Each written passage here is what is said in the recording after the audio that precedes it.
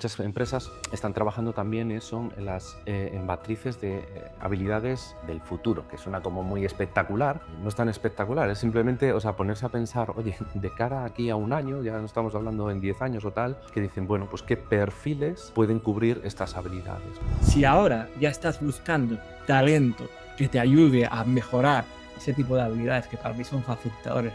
La tecnología para mí no es un fin, simplemente es un facilitador, es algo que te ayuda a hacer algo. El problema es que muchas empresas yo creo que no saben a dónde quieren llegar. Si tú descubres a dónde quieres llegar, tienes que pensar en qué habilidades no tienes ahora, pero necesitarás en el futuro. Hay algo en lo que yo la verdad es que hasta ahora he tenido siempre bastante buenas experiencias y sería el último paso que a veces tiende a olvidarse en un proceso de selección, ¿no? Que es la experiencia de la persona a la que has entrevistado, independientemente de si le reclutas o no.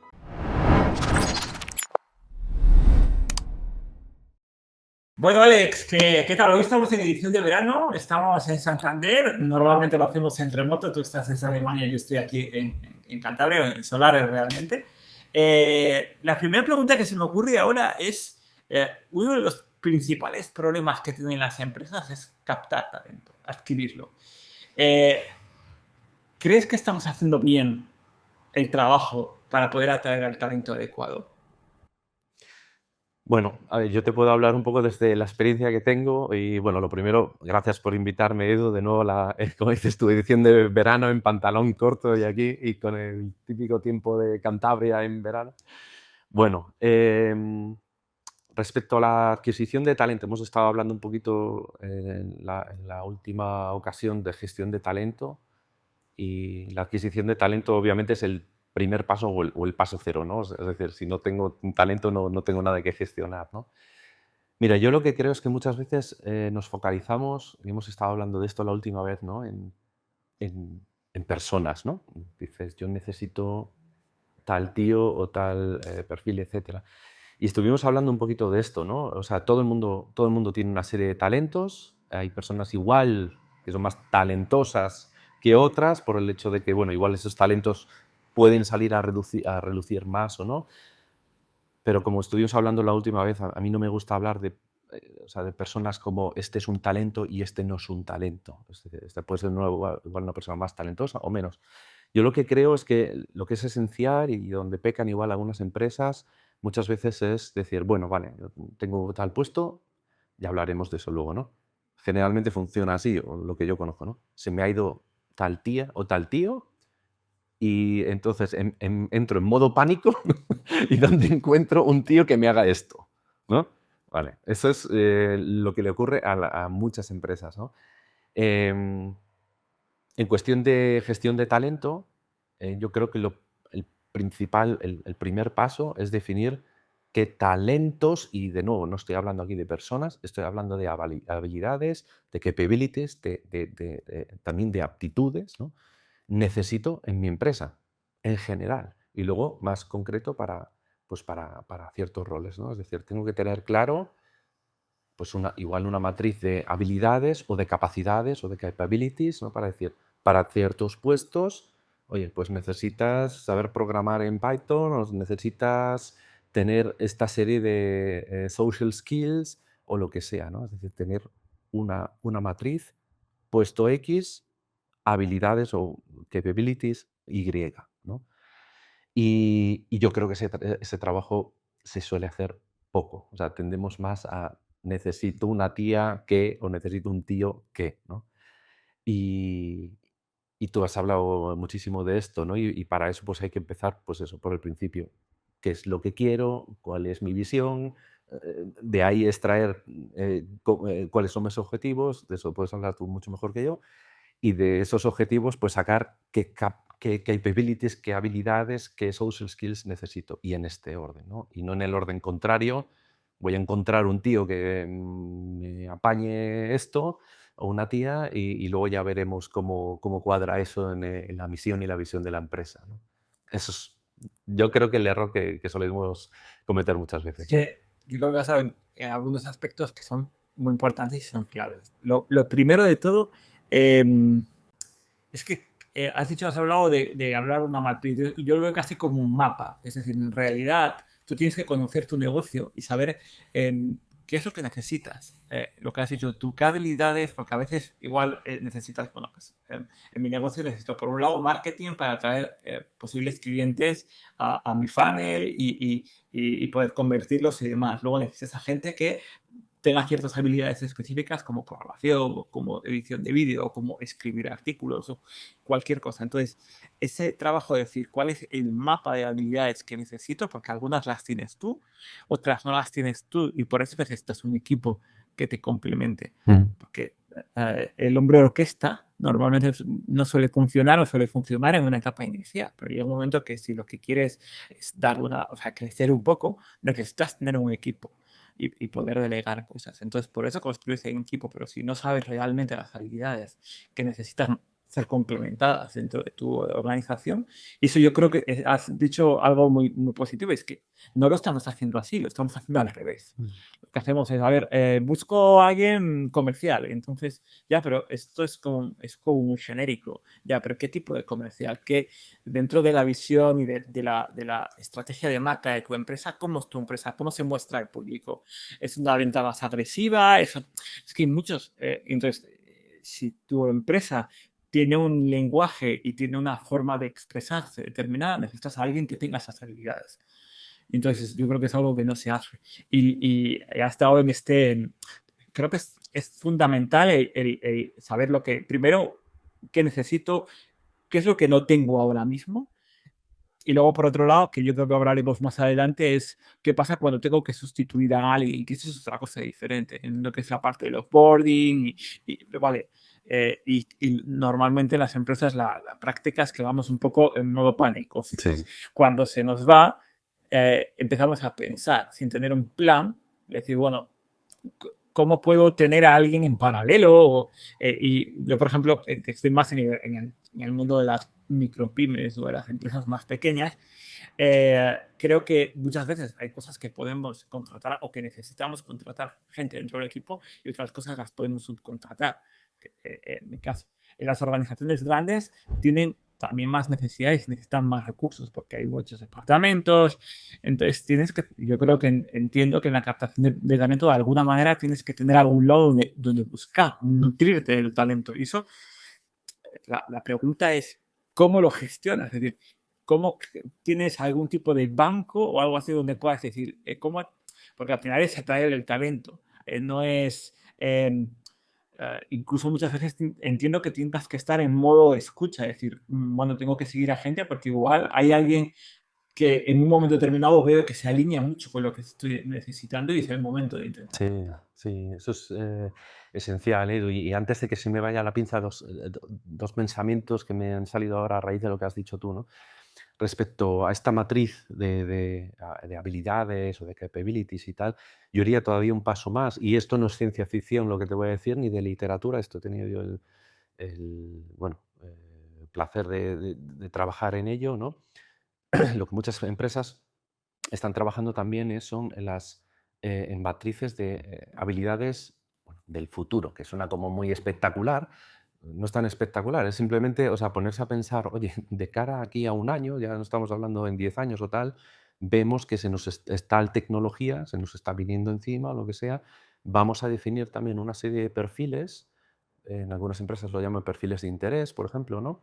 Que dicen, bueno, pues qué perfiles pues pueden cubrir estas habilidades, ¿no? Ya digo, cuando estás definiendo perfiles, a veces puedes definir perfiles de interés que puedes decir, bueno, necesitamos tal perfil porque con estos perfiles nos cubren ciertas necesidades muy estratégicas de la empresa. Vale. Puede haber otros perfiles que digas, vale, necesitamos tal perfil porque nos estamos dando cuenta de que de este tipo de, yo qué sé, programadores hay muy pocos en el mercado y nos tenemos que focalizar en ellos, ¿no? Por ejemplo, es decir, no solamente mirar un poco de manera retractiva lo que estamos hablando, que la tía esta ya se me ha ido, vamos a cubrir esto, sino decir, no, no, oye, y ahí volvemos otra vez a lo mismo, ¿no? Tener una visión, tener unos objetivos y de ahí derivar estas capabilities, ¿no? De aquí a un año o aquí a 6 meses, ya no te hablo en 10 años, ¿no? Esto que te voy a contar a ti, esto va rapidísimo todo. Estoy viendo que tal cosa se me viene encima, necesito un tío que me programe en R o necesito lo que sea, ¿no? Em, Eso respecto a una de las cosas. Y lo último que me estabas comentando, yo creo que, claro, es fundamental tener una, una serie de redes, vamos a decirlo así, o de bancos, como tú lo llamabas, donde podamos pescar, ¿no? Y eso es un paso también fundamental. Es decir, una vez que tenemos claro qué perfiles necesitamos o la matriz de habilidades y tal, decir, vale, pues cuáles son los canales donde puedo buscar. Muchas veces no es tan espectacular como pensamos, muchas veces puede ser simplemente hablar con tu universidad local o universidades y poner ahí un anuncio. O sea, eh, tenemos LinkedIn, tenemos otra serie de plataformas, igual locales, en las que podemos poner anuncios y luego, hemos estado antes hablando también un poquito de ello, ¿no? Ponerse igual en contacto con patronales o ponerse en contacto con otra serie de asociaciones muchas veces locales, ¿no? Que igual nos puedan fomentar ese intercambio y poner a disposición estos bancos, ¿no? Como lo llamabas tú, ¿no? Claro, joder, es una cosa muy interesante que en lo del tema de las habilidades del futuro, yo creo que es, em, todo esto debería partir un poco de si tú conoces el propósito de la empresa. Si tú tienes claros los objetivos, muchas veces aparecen en la realidad, como hace 2 años o hace 3 años, digamos, no se había oído hablar de la inteligencia artificial. Se sabía que existía inteligencia artificial, no estaba democratizado, pero hoy en día tienes que pensar que, vale, estamos empezando con la inteligencia artificial, de aquí a 5 o 10 años va a formar parte de nuestras vidas, de nuestros trabajos, de una forma muy natural. Si ahora ya estás buscando talento que te ayude a mejorar ese tipo de habilidades que para mí son facilitadores. La tecnología para mí, y eso que yo me dedico a ello, ¿no? A la tecnología, no es un fin, simplemente es un facilitador, es algo que te ayuda a hacer algo. Entonces, por eso me atrae mucho este concepto de habilidades del futuro que has dicho. Es decir, no solo piensa en lo que necesitas ahora, sino si quieres llegar a donde sabes. Y el problema es que muchas empresas yo creo que no saben a dónde quieren llegar. Si tú descubres a dónde quieres llegar, tienes que pensar en qué habilidades no tienes ahora, pero necesitarás en el futuro. Entonces ahí creo que eso es una fuente de talento que todavía no tienes y ahí tienes mucho que trabajar. Y luego has hablado del tema de cómo captar, es decir, el tema, no sé, hace mucho tiempo se utilizaba en InfoJobs y seguirá utilizándose, pero hay veces que no es necesario esto, sino lo que has hecho tú. Yo, de hecho, muchas veces hablo con universidades de aquí para ver chavales jóvenes que despunten como estudiantes y que puedan tener ciertas habilidades, skills blandas que me interesan. Ya sé que salen de la universidad sin una formación técnica de lo que yo estoy haciendo, pero da igual, la mayoría de la gente cuando entra no conoce lo que está haciendo la empresa, van a tener que aprender. Pero ahí entran las habilidades blandas, creo.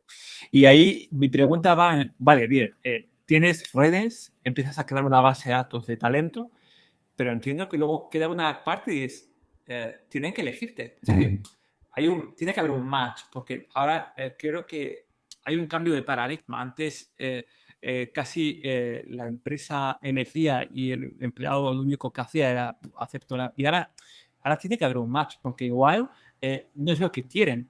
Entonces tienes que ser atractivo. Ujú. Y entonces eso cómo lo gestionas. Ujú. Eso es muy interesante, Edu, porque ahí está cambiando muchísimo. Yo que ya tengo un par de canas, pues a veces, y que paso por varios procesos de selección y en muchos no he sido seleccionado también. Y yo creo que eso ha cambiado, yo creo que para mejor, Sí. para mejor. Yo recuerdo las antiguos procesos de selección, vamos a decirlo, un poco rancios, ¿no? Con las típicas preguntas de ¿dónde te ves en 5 años? ¿Y cuáles son tus fortalezas y tus debilidades? Y tal, que al final, bueno, pues muchas veces eran preguntas tipo, preguntas estándar y tal. Yo creo que no se está cambiando mucho y también con lo que decías tú, la gente se vuelve cada vez más exigente. O sea, yo lo que veo es muchas veces, y no te estoy hablando de altos ejecutivos, te estoy hablando de gente para su primer trabajo, incluso becarios y tal, que la primera o la segunda pregunta que te hacen es, ¿puedo trabajar desde casa? Por ejemplo, ¿no?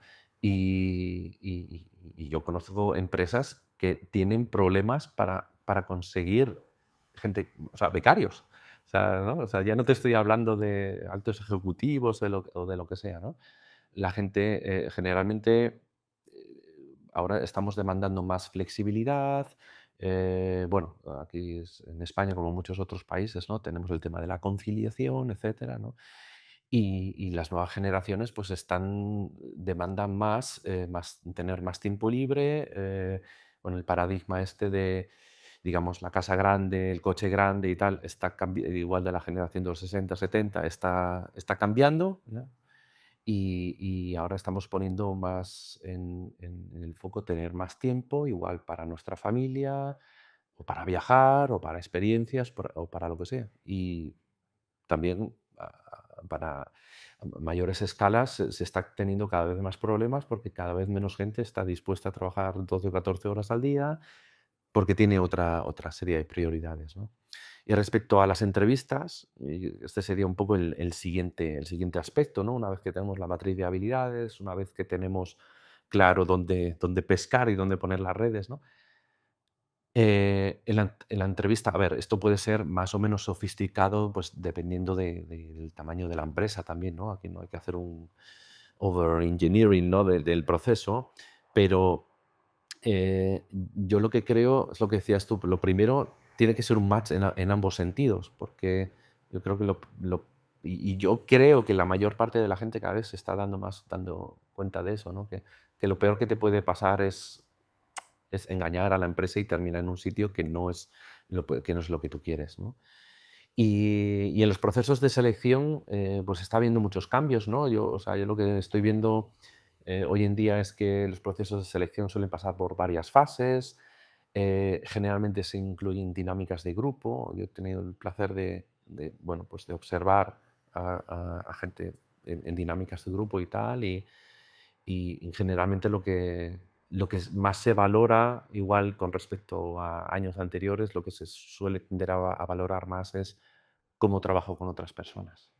Y ahí es donde suele caer la mayor parte de participantes, ¿no? Intentan vender su marca, intentan destacar y tal, ¿no? Y al final, pues bueno, muchas de las cosas que hacemos en las empresas pues se aprenden y ya está, y todo esto es tan dinámico y tan rápido que tienes que estar aprendiendo constantemente, y lo que más se valora no es que sepas X o Y, sino cómo sabes cooperar, sabes escuchar activamente, sabes hacer coaching a las otras personas cuando hay un reto, formular a las otras personas y al grupo y a ti mismo las preguntas correspondientes, ¿no? Y, Es y- muy interesante. sí, y luego por ponerte un último ejemplo, yo lo que he vivido también es que en estos procesos de selección muchas veces se suele involucrar a la persona que deja el puesto para darte una información más detallada o más personalizada del puesto. Incluso se suele involucrar muchas veces a personas del departamento o incluso de departamentos de izquierda y derecha, ¿no? Es decir, gente que igual no va a trabajar, no va a ser tu compañero directo, pero con el que igual vas a tener que ver de vez en cuando y tal, involucrarles, ¿no? En este proceso, pues para dar a la persona que te va a reclutar, ¿no? Pues un input, bueno, pues desde otra perspectiva, ¿no? Y esto yo lo he visto que cada vez se hace más. Claro. Bueno, ahí tendríamos que hablar mil temas porque has hablado de involucrar a la persona que deja el puesto al que vas a sustituir si es un proceso de cambio. Eso lo hablaremos más cuando hablemos de onboarding, porque yo creo que creo que no hay nada peor que tú entres en un trabajo y ya se ha ido la persona que lo hacía. Es decir, me da la sensación de que tienes que volver a empezar prácticamente de cero. Y eso es algo que las organizaciones creo que no son conscientes del coste que supone de que se te vaya alguien y se te lleve todo el know-how y no hayas hecho el trabajo de decir, vale, algo se tiene que quedar en la empresa. Y yo creo que es otro problema que lo hablaremos en el tema de los reporting. Pero has hablado de, bueno, pues eso, captar a tu banco de talento, es decir, dónde puedo tener esa base de datos de talento, dónde los puedo localizar, la entrevista, cómo puedo gestionar el tema de la entrevista, me parece muy interesante porque hay dinámicas que han cambiado radicalmente en los últimos años.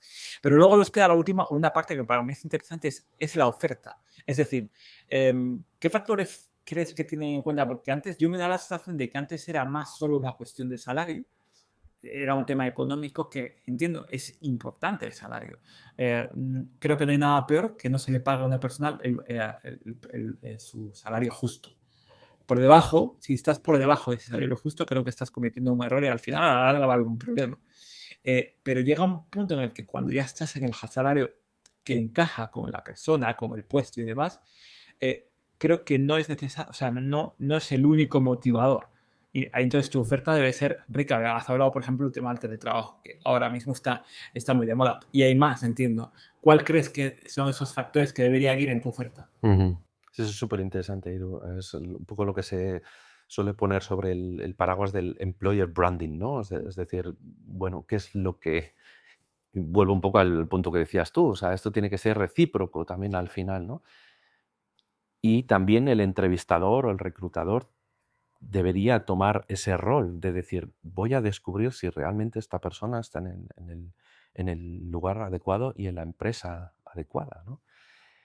Eh, con el tema del employer branding, bueno, hay un montón de factores y esto depende un poco, ¿no? Pero como dices, llegado a un cierto salario hay una serie de factores que empiezan a tener un rol, ¿no? Estamos hablando, por ejemplo, hemos hablado del tema de la flexibilidad, pero hay otros, por ejemplo, bueno, es un poco triste que todavía en el pleno siglo XXI tengamos que hablar de ello, pero el tema de la diversidad, simplemente, ¿no? Y yo conozco gente que dice, mira, yo sé que en esta empresa pagan muy bien y que tendrá mucho renombre, pero yo no he hecho un currículum aquí, porque o sea, no ves ni a una sola mujer en puestos directivos, por ejemplo, ¿no?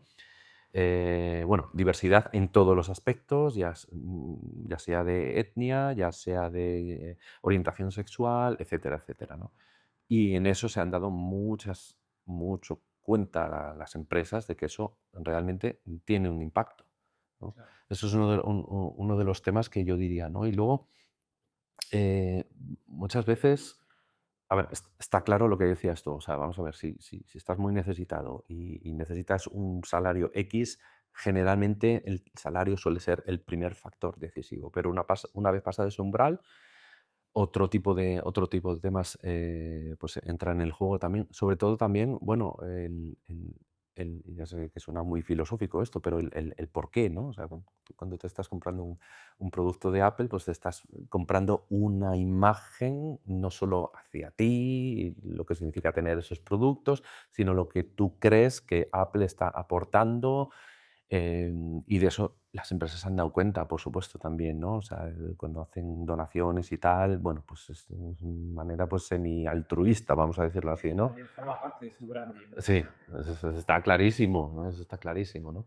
Entonces, todas estas, yo lo dividiría, son los factores que se me ocurren ahora, ¿no? Todo lo que tenga que ver con DEI, ¿no? Con Diversity, Inclusion, Equity, todo lo que tenga que ver con conciliación, con flexibilidad de tiempo, puedo cogerme un sabático, puedo reducir o aumentar jornada, puedo trabajar 4 días en vez de 5, etcétera. Y bueno, sí, esos son básicamente los aspectos, ¿no? Y igual un poquito para ir cerrando este capítulo de la adquisición, hay algo en lo que yo la verdad es que hasta ahora he tenido siempre bastante buenas experiencias y sería el último paso que a veces tiende a olvidarse en un proceso de selección, ¿no? Que es la experiencia de la persona a la que has entrevistado, independientemente de si le reclutas o no. ¿Por qué? Porque esa persona va a hablar de ti, va a hablar de tu empresa, ¿no? Es decir, ¿cómo me tomo en serio a esa persona? Y tomarse en serio a esa persona significa, pues, no mandarle un email de un bot automatizado diciendo no te hemos cogido, sino llamarle y explicarle al teléfono cuáles son las razones por las que tú piensas que para ese puesto específico, pues no ha sido un match o lo ha sido, ¿no? Y, y hay gente que lo hace bien. O sea, o sea, recuerdo haber estado en un proceso de selección en el que no me cogieron, pero me llamaron y me lo explicaron.